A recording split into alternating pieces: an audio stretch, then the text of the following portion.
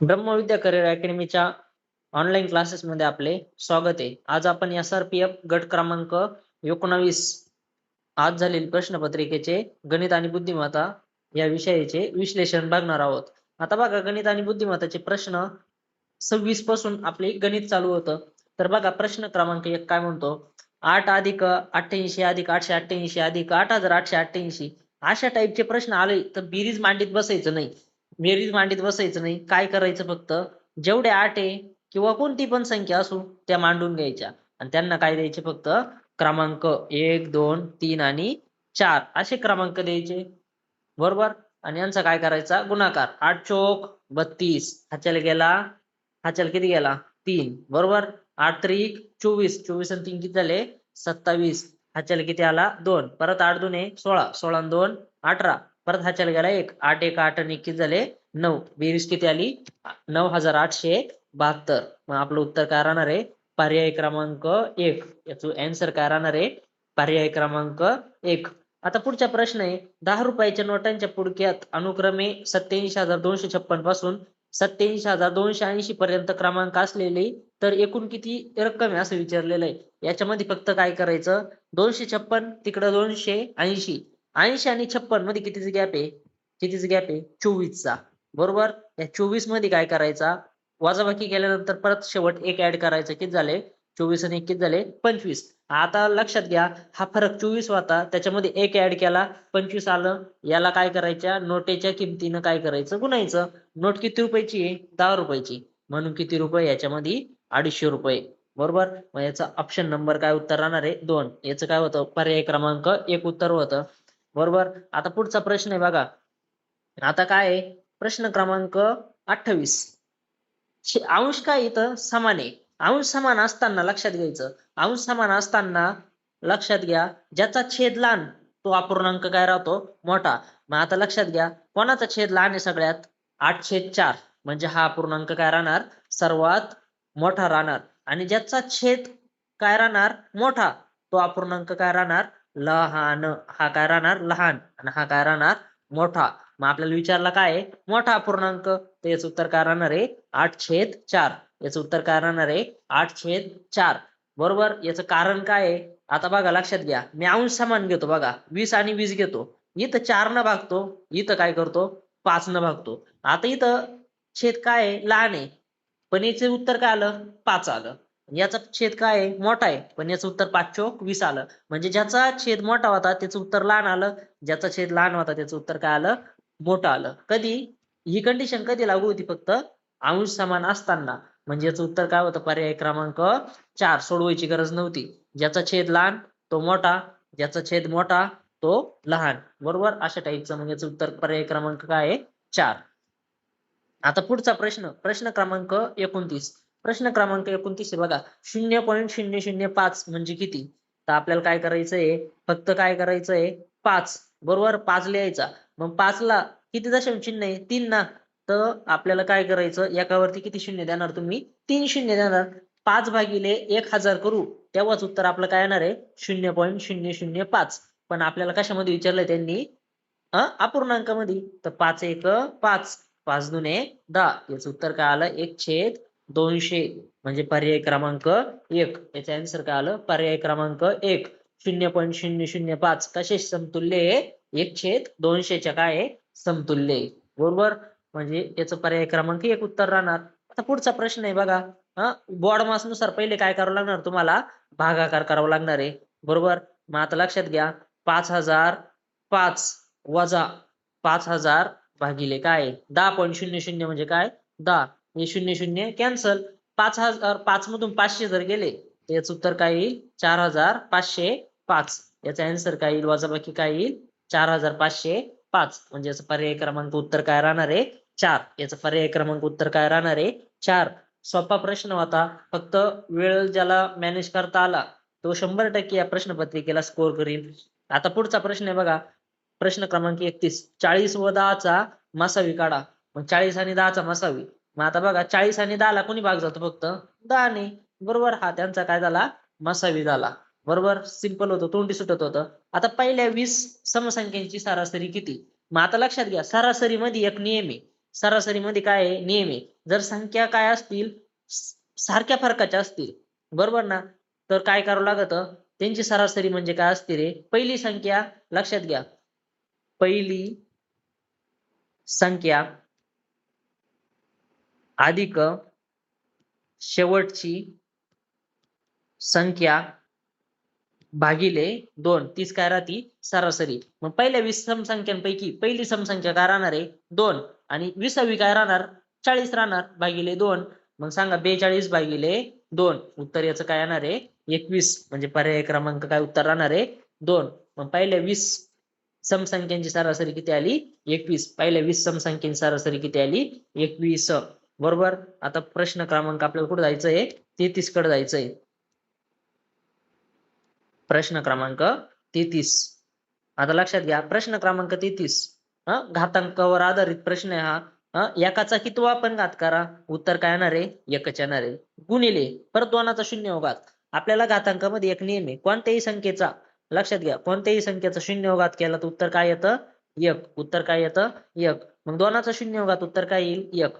परत गुणिले 3चा शून्य घात उत्तर काय येईल, 1. परत गुणिले 4चा शून्य घात उत्तर काय येईल, 1. भागिले, आता लक्षात घ्या, इथं चिन्हांमध्ये गोळ करायचा नाही.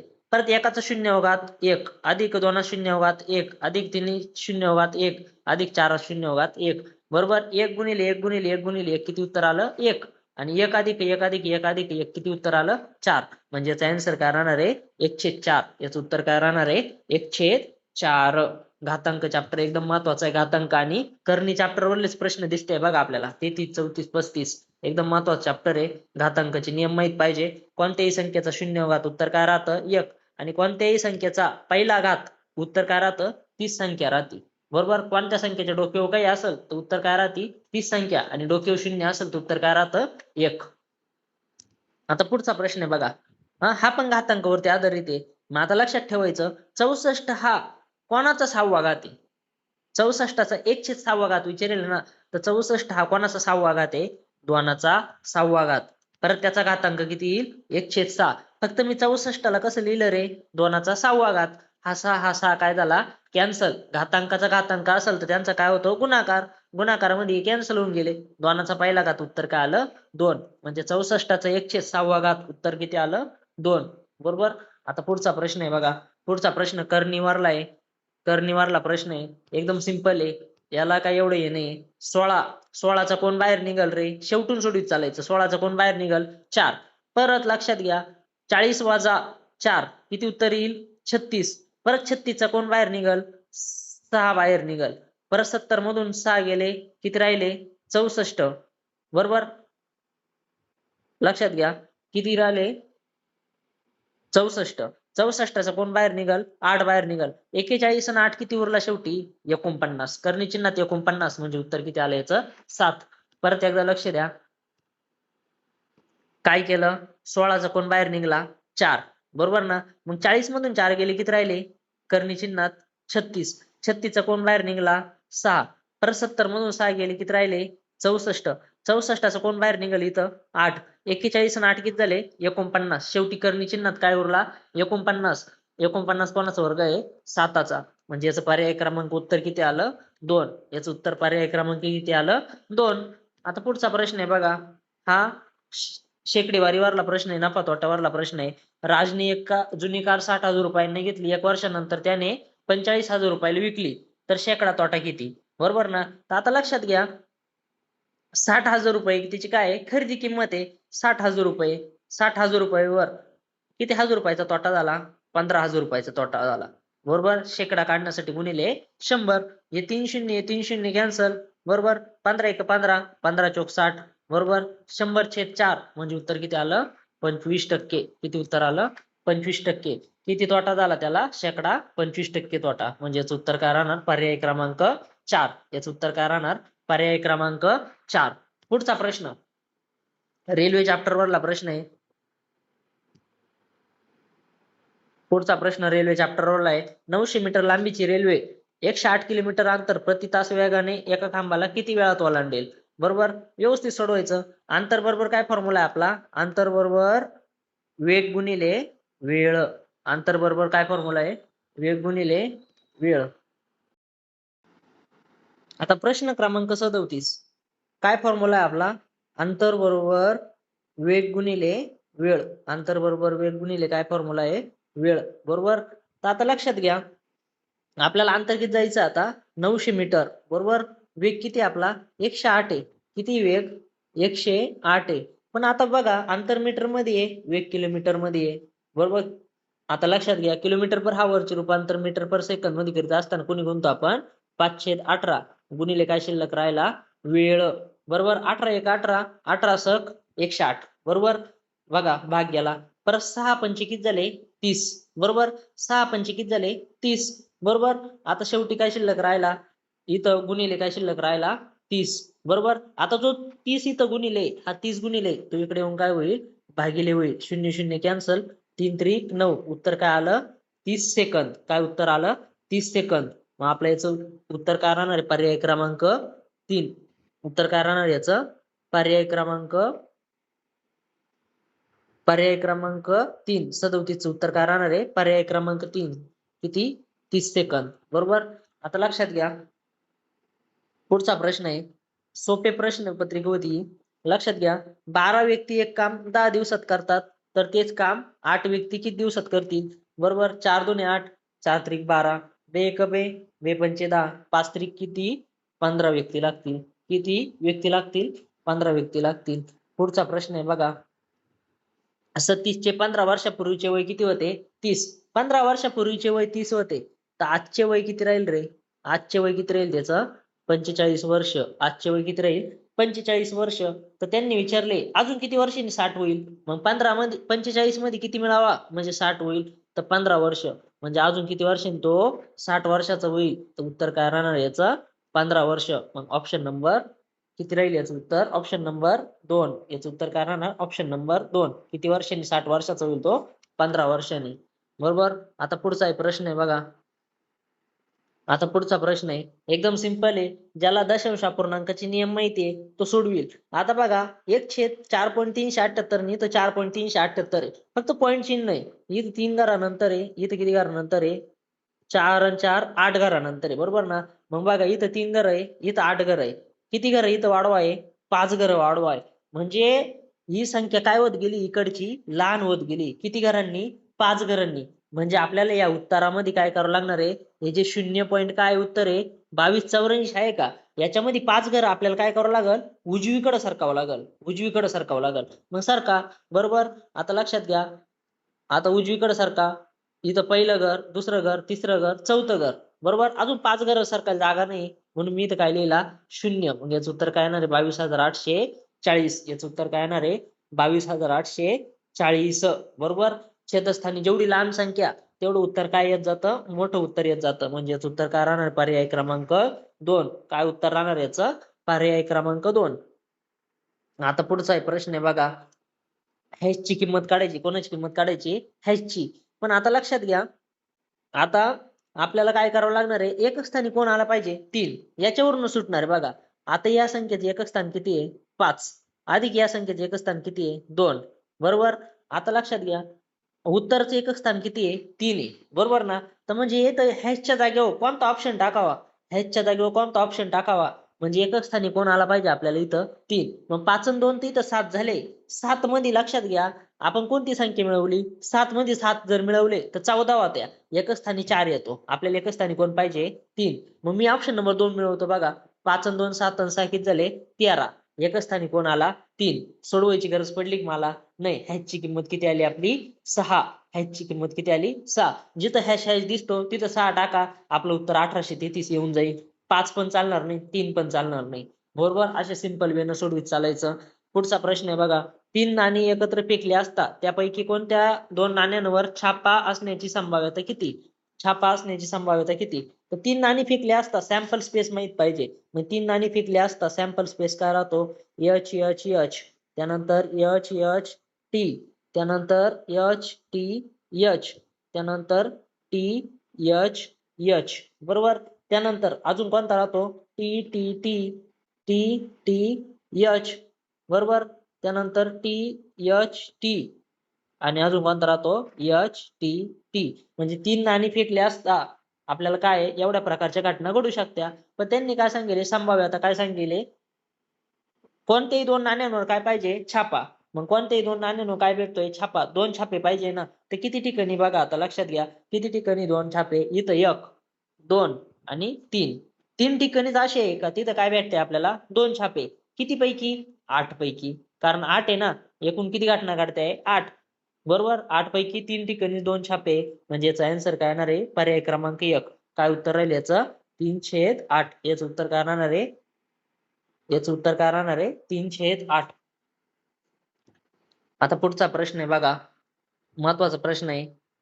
काय नव्हतं ज्याचे कन्सेप्ट क्लिअर आहे त्याला कोणत्याच प्रश्नाला अडचण नसावी. आता लक्षात घ्या रेखांकित आयताचे क्षेत्रफळ काढायचे बरोबर ना. रेखांकित म्हणजे जे रेखांकित करेल का बरोबर त्याचं क्षेत्रफळ काढायचं आपल्याला एकूण क्षेत्रफळ बरोबर. तर आता लक्षात घ्या आपल्याला या आयताची लांबी आणि रुंदी माहिती मोठ्या बरोबर. तर मग आता लक्षात घ्या याची हे किती लांबी किती बघा 50 सेंटीमीटर आहे आणि रुंदी किती आहे 32 सेंटीमीटर आहे बरोबर.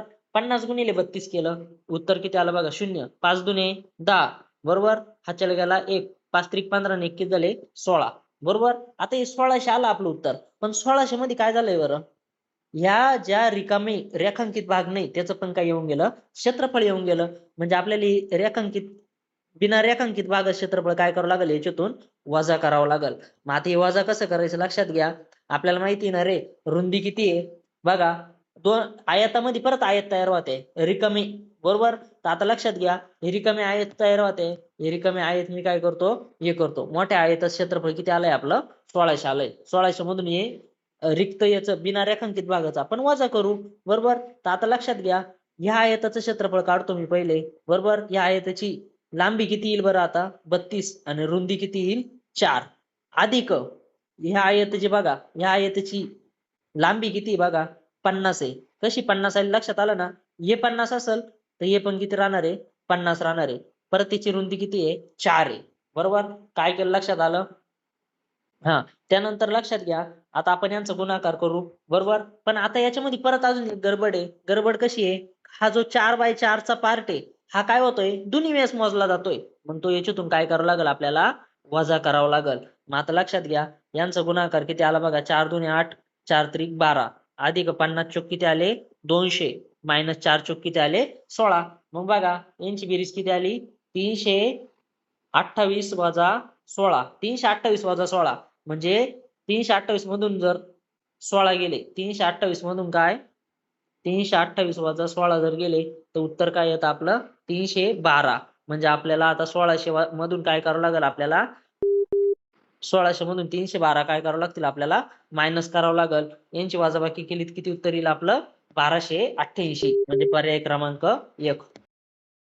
प्रश्न क्रमांक 44 मध्ये आपल्याला काय करायचंय चौरस बी ची काय काढायची आपल्याला परिमिती काढायची. आता लक्षात घ्या याची जर काय असेल 14 तर इथपर्यंत ही पण काय राहणार आहे 14 राहणार आहे. आता लक्षात घ्या हे अंतर किती आहे 6 तर बघा हे 6 राहणार हे पण 6 राहणार आहे. कारण हे दोन सी आणि डी चौरस काय आहे समान आहे. मग आता हे 6 आणि 6 किती झाले 12 बरोबर आणि हे किती झाले 14 12 आणि 14 किती झाले 26 बरोबर ना. आता आपल्याला माहिती आहे पूर्ण अंतर किती आहे 38 आहे. पूर्ण अंतर किती आहे 38 बरोबर. तर 38 मधून काय करा 26 वजा करा उत्तर किती आलं आपलं 12.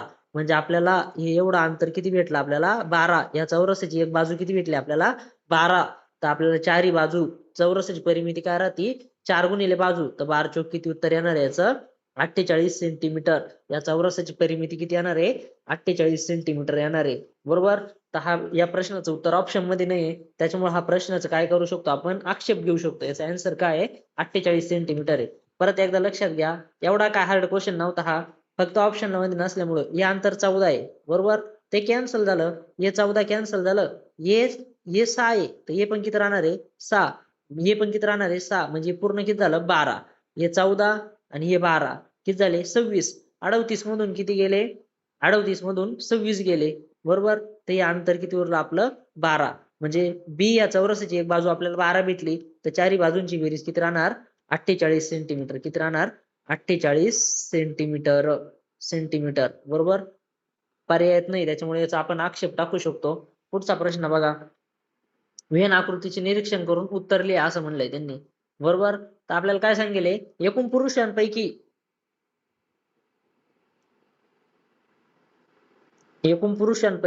किती पुरुष धूम्रपान करणारे आहे, बरोबर. तर आपल्याला काय करायचंय, पुरुषाचा गोल बघा काय आहे, लक्षात घ्या. पुरुषाचा गोल कोणता आहे, ए हा गोल आहे. म्हणजे बघा हा पूर्ण गोल कोणाचा आहे, पुरुषाचा गोल आहे. कोणाचा आहे, पुरुषाचा. पण त्यांनी काय सांगितलंय, त्यांनी पुरुष पाहिजे, पण कसे, एकूण पुरुषांपैकी धूम्रपान करणारे पुरुष किती, बरोबर. तर आता लक्षात घ्या, आता पुरुष बघा, पुरुषाचा गोल काय आहे रे, हा पूर्ण गोल पुरुषाचा आहे, बरोबर.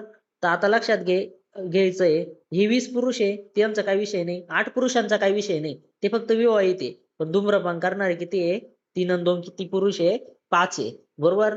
त्यापैकी 5 पुरुष असे का काय ते धूम्रपान करणारे, बरोबर. सिंपल होता हा क्वेश्चन.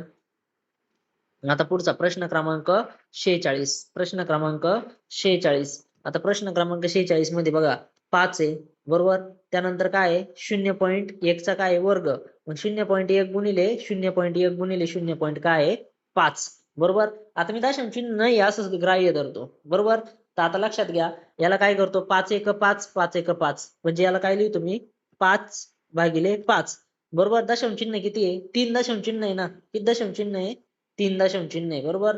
तर आता लक्षात घ्या, हे 3 दशांश चिन्ह काढण्यासाठी मी काय करू शकतो रे, हा, इथं जर काय करायचं, मला 3 दशांश चिन्ह काढायचं असेल तर छेदस्थानी 1000 न गुणावं लागल, अंशस्थानी पण काय करावं लागल, 1000 न गुणावं लागल.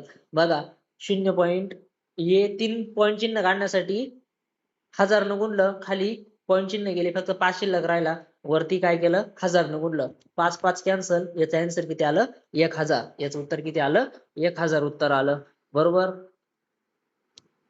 पुढचा प्रश्न आहे, 200 पासून 400 पर्यंत 4 हा अंक फक्त एकदाच येणाऱ्या संख्या किती, फक्त एकदा आला पाहिजे. उदाहरणार्थ 204, 214, 224, बरोबर. अशा टाइप मध्ये किती वेळेस 4 येतो, याचा आन्सर 37 आहे.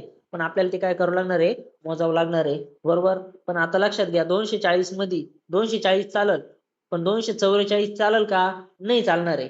का नाही चालणार, कारण याच्यामध्ये किती 4 आहे, 2 4 आहे, 2 4 नाही चालणार, फक्त आपल्याला अशी 1 1 4 पाहिजे. अशा संख्या 200 ते 400 पर्यंत किती आहे, 37. आता पुढचा प्रश्न आहे बघा, दोन भावांच्या वयाची बेरीज किती आहे, म्हणजे x अधिक y किती आहे, 36, आणि x वजा y त्यांचा फरक किती आहे, 10 वर्ष आहे, बरोबर. तर आता यांची जर बेरीज केली तर y y कॅन्सल होईल, 2x बरोबर किती, 46.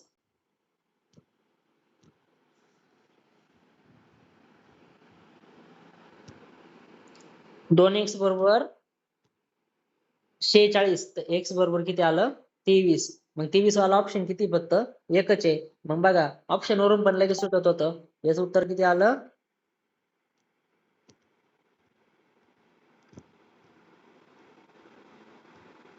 23 आणि 13. 23 आणि 13 या दोन संख्या अशा आहे का त्यांची बेरीज 36 येते आणि फरक किती येतो, 10.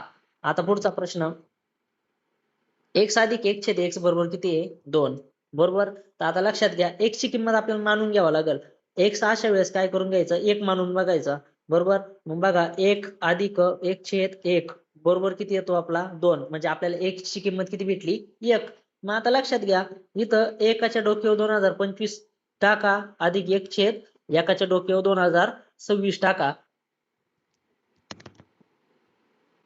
किती टाका, दोन, एकाच्या डोक्यावर 2026. आता एकाच्या डोक्यावर 1025 म्हणजे 2025, याचं उत्तर 1 येणार आहे, याचं उत्तर 1 छेद 1, परत बघा याचं उत्तर काय येणार आहे, फायनल 2च उत्तर येणार आहे. याचं उत्तर किती येणार आहे, 2 येणार आहे. 1च्या जागी 1 टाकल्यानंतर याचा भागाकार 1 येईल आणि याचं उत्तर 1 येईल, 1 अधिक 1 उत्तर किती आलं, 2. याचं फायनल आन्सर किती आलं, 2. x ची किंमत आपल्याला काय मानून घ्यायची होती, 1 मानून घ्यायची होती. आता पुढचा प्रश्न आहे बघा, 8000 मधून 888 वजा 88 वजा 8, बरोबर, हे मायनस करायचे. पण या तिन्हीला कोणतं चिन्ह आहे, या तिघांना मायनस चिन्ह आहे. मग 888 अधिक 88 अधिक 8 यांची बेरीज करून घ्या. कारण मायनस मायनस असल्यावर काय होतं, उत्तर मायनस मध्येच येईल, पण यांची बेरीज होईल. 8 त्रिक 24, हातच्याला गेला 2, 8 दुने 16 2 18, हातच्याला गेला 1, 8 आणि 1 किती झाला, 9, 984, बरोबर, 984. आपल्याला काय करावं लागणार आहे आता, 8000 मधून काय करावं लागल, 984 मायनस करावं लागल. मग 10 तून 4 गेले 6, 10 तून 9 गेला 1, परत 80 मधून 10 गेले किती 70. याचं उत्तर काय आलं 7016. काय आन्सर आलं याचं 7016. पुढचं आता आपल्याला बघायचे बुद्धिमत्तेचे विश्लेषण.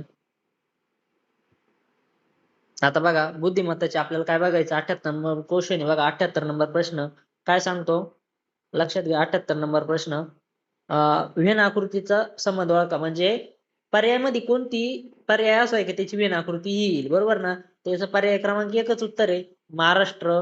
महाराष्ट्र कशात आहे भारतात आणि भारत कशामध्ये आहे आशियामध्ये. तसं पुढचं जमल का बघा बरं. महाराष्ट्र भारतामध्ये आहे पण अंटार्क्टिका भारतात आहे का नाही. अंटार्क्टिकाच बाजूला आहे. ऑप्शन नंबर याचं उत्तर एक आहे. पण सी चा काढा बरं. महाराष्ट्र भारतात युरोप बाजूला बरोबर. म्हणजे हे दोन्ही उत्तर नाही. याचा आन्सर काय पर्याय क्रमांक 1. आता बघा जर तेल म्हणजे बटर तर इंधन म्हणून कशाचा वापर केला जाईल बरोबर. इंधन म्हणून कशाचा वापर तर इथं इंधन काय आहे बघा पेट्रोल आहे. पण पेट्रोलला काय म्हणलं इथं कॉफी. तर यांचा आन्सर काय येणार आहे कॉफी.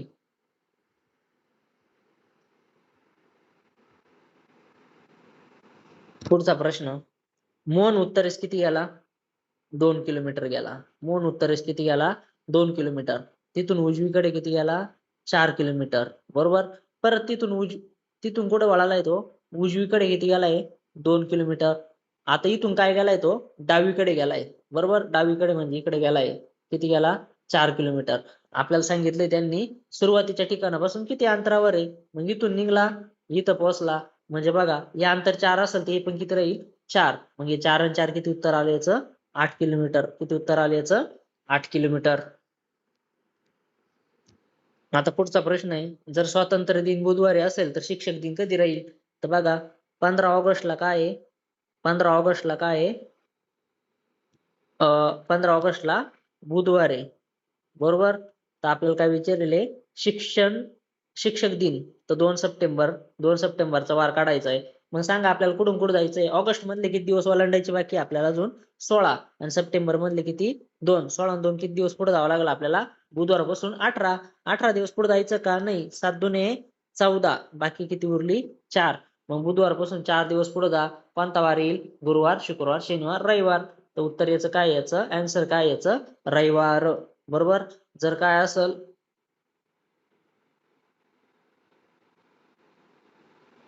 काय असेल स्वातंत्र्य दिन बुधवारी असेल तर शिक्षक दिन कधी राहील रविवारी राहील. याचा आन्सर काय येणार आहे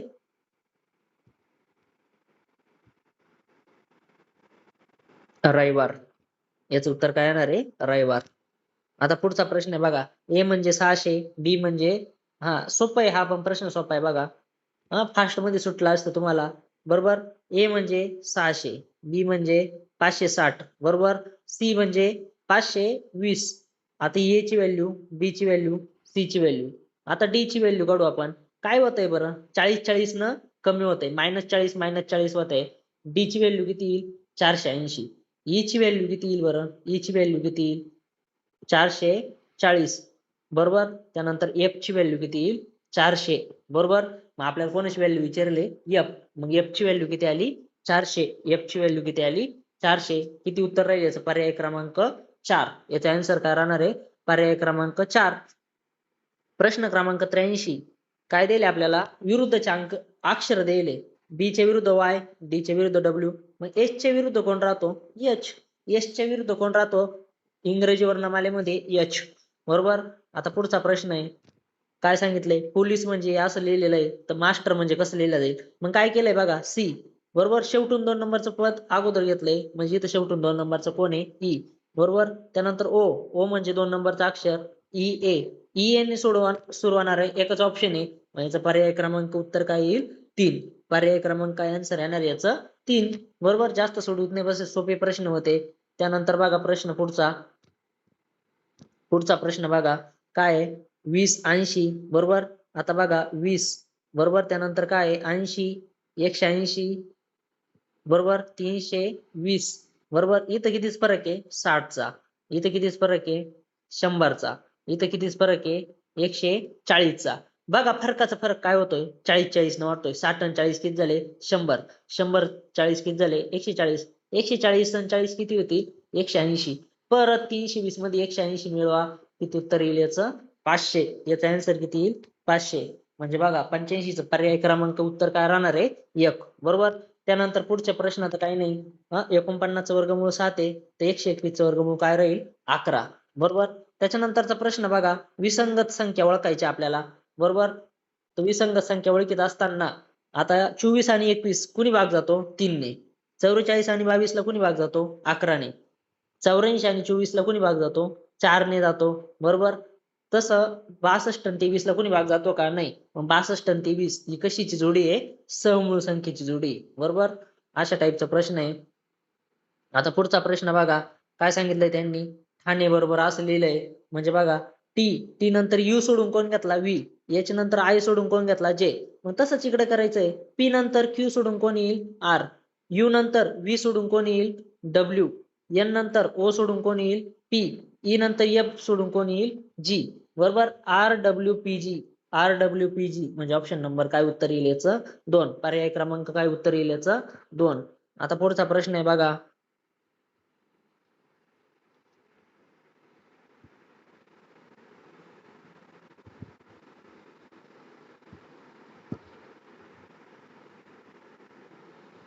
डीएल वरून काय घेतलाय पी. म्हणजे या अक्षरांची बेरीज 4 आणि 12 किती होत्या 16. 16 नंबरला कोण येतो पी. जी आणि एन, जी किती नंबरला आहे 7 आणि एन किती नंबरला आहे 14. 7 आणि 14 किती झाले 21. 21 नंबरला कोण राहतो यू. मग एफ किती नंबरला आहे 6 आणि आर किती नंबरला आहे 18. 18 6 किती झाले 24. मग 24 नंबरला कोण राहतो एक्स. याचा पर्याय क्रमांक 1 उत्तर आहे. बरोबर. आता पुढचा प्रश्न, एक लाईन आहे 2 लाईन आहे. बरोबर. त्यानंतर 3 लाईनी मिळून कोण तयार झाला त्रिकोण. आता किती लाईनीची डायग्राम येईल 4 लाईनीची डायग्राम येईल म्हणजे चौरस येईल आयत येईल. बरोबर. आता पुढचा प्रश्न बघा, घड्याळ 4:30 वाजले असता. आता बघा घड्याळ 4:30 जर वाजला असेल तर घड्याळामध्ये सिच्युएशन कशी राहते बघा. मिनिट काटा कुठं राहतो 6 वर आणि तास काटा कुठं राहतो असा या इथं राहतो 4 आणि 5 च्या मध्ये राहतो. पण त्यांनी काय सांगितलंय बघा, काय सांगितलंय त्यांनी, मिनिट काटा कोणती दिशा दाखवतोय पूर्व दिशा दाखवतोय. बरोबर. मिनिट काटा कोणती दिशा दाखवतोय पूर्व दिशा. बरोबर. तर आता बघा हा 3 चा काटा झाला समजा, हा 6 चा, म्हणजे 3 आणि 6 या काय आहे मुख्य दिशा आहे. पण मुख्य दिशा ही पूर्व आहे. पूर्वाच्या लक्षात घ्या, पूर्वाच्या घड्याळाच्या काट्याच्या विरुद्ध दिशेने जाणारी पहिली उपदिशा कोणती येते मग, कोणती येते ईशान्य. कोणती येते ईशान्य. कारण आपली अशी मांडणी राहते ना, लक्षात घ्या आपली मांडणी कशी राहती अशा 8 दिशा आपण मांडतो. इथं पूर्व राहती, इथं कोणती राहती ईशान्य. फक्त पूर्व आता इथं आली म्हणजे ईशान्य कुठे येईल इथं येईल. म्हणजे याचा आन्सर काय आहे ईशान्य दिशा. बरोबर. म्हणजे याचं उत्तर काय, घड्याळ 4:30 वाजले असता मिनिट काटा पूर्व दिशा दर्शवित असेल तर तास काटा कोणती दिशा दाखवल ईशान्य. आता खालीलपैकी चुकीची तारीख ओळखा. बरोबर. तर आपल्याला विचारायला 29 फेब्रुवारी 1996. 1996 हे लीप वर्ष आहे म्हणजे 29 दिवस राहत्या फेब्रुवारी महिन्यात. जुलै महिन्यामध्ये 31 दिवस राहत्या. बरोबर. नोव्हेंबर मध्ये जास्तीत जास्त 30 दिवस राहत्या. पण यांनी दिलेलं काय आहे 31 नोव्हेंबर. कुठंच 31 नोव्हेंबर तुम्हाला बघायला मिळणार नाही. ही तारीख काय आहे चुकीची. मग पर्याय क्रमांक उत्तर काय राहील याचं 3. बरोबर. 29 फेब्रुवारी 2020 ही पण बरोबर आहे, लीप वर्ष म्हणून 29 दिवस राहतील. बरोबर. मग याचं पर्याय क्रमांक उत्तर काय आहे 3. ही चुकीची तारीख आहे. बरोबर. आता पुढचा प्रश्न आहे, सायंकाळी 5:30 वाजेपासून रात्री 8:30 वाजेपर्यंत मिनिट काटा तास काट्याला किती वेळा ओलांडून जाईल. फक्त तासातला गॅप काढायचा. किती तास आहे 3 तास आहे. 3 मधून एक काय करायचा मायनस करायचा. याचं उत्तर काय येईल 2 वेळा ओलांडून जाईल. याचं पर्याय क्रमांक उत्तर काय राहणार आहे 2. आता शेवटचे प्रश्न राहिले आपले.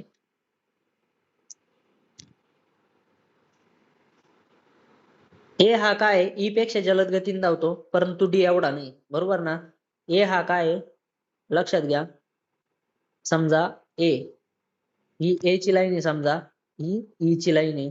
बरोबर. ए हा ई पेक्षा काय जलद गतीने धावतो परंतु डी एवढा नाही. म्हणजे डी जास्त वेग आहे. बरोबर. डी जलद धावतो. डी हा सी पेक्षा काय जलद धावतो. म्हणजे डी हा सी पेक्षा पण काय जलद आहे. म्हणजे सी हा डी पेक्षा कमी, परंतु बी एवढा नाही. डी डी कोणा एवढा नाही बी एवढा नाही. म्हणजे बी काय राहणार आहे सगळ्यात जास्त. बी चा वेग काय राहणार आहे सगळ्यात जास्त. सोपा प्रश्न होता. प्रश्न क्रमांक 95, बरोबर. आता बी आणि ई, बी 2 नंबरला आहे, ई 5 नंबरला आहे. 5 आणि 2 किती झाले? 7. 7 नंबरचा अक्षर काय आहे? जी. तसंच डी किती नंबरला आहे? 4 आणि जी किती नंबरला आहे? 7. 7 आणि 4 किती झाले? 11. तर 11 नंबरचा अक्षर काय राहणार आहे? के. 11 नंबरचा अक्षर काय राहणार आहे? के राहणार आहे. याचं पर्याय क्रमांक 2 उत्तर. पुढचा प्रश्न आहे बघा. 50 मीटर लांबीच्या दोरीचे 10 समान तुकडे करायचे तर किती ठिकाणी कापावं लागल? किती ठिकाणी? 9 ठिकाणी कापावं लागल. बरोबर. आता पुढचा प्रश्न आहे बघा. डॉक्टरने आपणास 10 गोळ्या दर अर्ध्या तास एक याप्रमाणे घेण्यासाठी सर्व गोळ्या संपण्यासाठी किती वेळ लागेल? तर आता लक्षात घ्या, मुलं काय करत्या? 10 गोळ्या आहे दर अर्ध्या तासाला एक म्हणजे 5 तास उत्तर करत्या. पण काय करत्या? पहिल्या गोळी घेण्यासाठी 0 मिनिटाला घेतो आपण. पहिली गोळी घेतो तो वेळ काउंट करायचा का? नाही. मग आपल्याला माहिती आहे 9/2 उत्तर किती येणार आहे? 4.5 तास. उत्तर काय येणार आहे? 4.5 तास. कारण पहिली गोळी किती मिनिटाला घेतली जाणार आहे? 0 मिनिटाला. बरोबर. आता पुढचा प्रश्न आहे. दिलेल्या आकृतीमध्ये किती आहेत आहे? तर फक्त काय करायचे? नंबर टाकायचे. या नंबरांची काय करायची? बेरीज. बरोबर. 5 गुणिले 6/2 बेत्रिक 6. 5 त्रिक किती सॉरी किती आहेत याच्यामध्ये? 15 आहेत आहे. किती आहेत ते? 15. आता पुढचा प्रश्न आहे बघा. एक फासा 3 वेळा फिरवला असता काट्यावर दर्शवलेल्या किती परिणामांची बेरीज 17 असेल? मग आता लक्षात ठेवायचे फास्यावर जास्तीत जास्त अंक किती राहत्या? 6 पर्यंत. मग समजा पहिल्या फास्यावरती 6 पडला, पहिल्यांदा फिरवला 6 पडला, दुसऱ्यांदा फिरवल्यावरती 6 पडला, 6 आणि 6 किती झाले? 12. अजून 17 होण्यासाठी किती मिळावं लागतील? 5. मग आपल्याला 3 अशा संख्या आहे का ज्यांच्यावरती प्रयोग केला असता 6 6 5 याचीच बेरीज किती येणार आहे? 17. बरोबर. आता लक्षात घ्या. आता काय करतो? पहिल्यावरती 6 पडला, दुसऱ्यावरती 5 पडला, तिसऱ्यावरती 6 पडला, तरी बेरीज किती आली? 17. आता पहिल्यावरती 5 पडला, दुसऱ्यावरती 6 पडला, तिसऱ्यावरती 6 पडला, बेरीज किती आली? 17. बरोबर. आता याच्या व्यतिरिक्त काही भेटेल का रे आपल्याला? एकूण आपल्याला 3 भेटते. किती भेटते? 3च परिणामांची बेरीज किती येणार आहे? 17. नाही तर बाकी तुम्ही 1 ते 6 पर्यंत कोणत्या पण 3 संख्या येऊन बघा, त्यांची बेरीज 17 येणार नाही. बरोबर. एवढ्या जर सोडल्या तर मग आपल्याला काय भेटते? 6 6 5 6 5 6 5 6 6 म्हणजे आपल्याला फाशांची काय भेटली? आपल्याला परिणामांची बेरीज किती भेटली? 17. आता 100 नंबरचा प्रश्न आहे बघा. हा पण प्रश्न सोपा आहे. 6 आणि 1 किती आहे? 7. 7 10 70. 4 आणि 5 9. 9 10 90. मग 4 आणि 1 किती झाले? 5. 5 10 किती झाले? 50. याचं उत्तर किती आलं? पर्याय क्रमांक 1 50. बरोबर. अशा प्रकारे आपण थोडी फास्ट झाली असेल तर व्हिडिओ परत बघा, परंतु समजून घेण्याचा प्रयत्न करा. भारी प्रश्नपत्रिका होती. व्यवस्थित विश्लेषण बघून घ्या आणि प्रश्नांचा जास्तीत जास्त सराव करा. धन्यवाद.